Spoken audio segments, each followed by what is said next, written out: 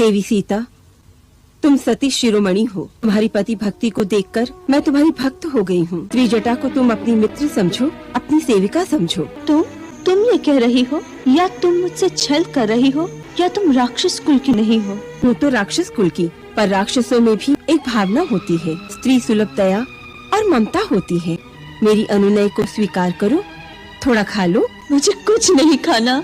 अगर खाओगी नहीं तो फिर जीवित कैसे रहोगी? इस अवस्था में मुझे जीकर भी क्या करना है? इसका अर्थ ये हुआ तुम्हें अपने रघुवंशी पति के प्रेम और बल पर विश्वास नहीं है।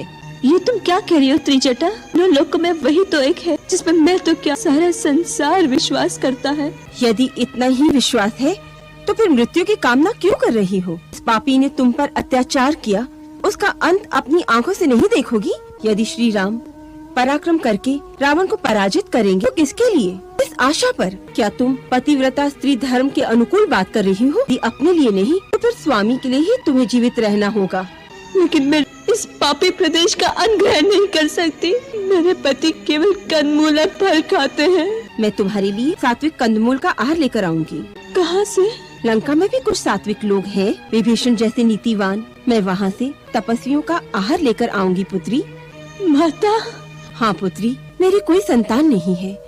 तेरी जैसी आदर्श पुत्री को पाकर आज मैं धन्य हो गई हूँ। माँ।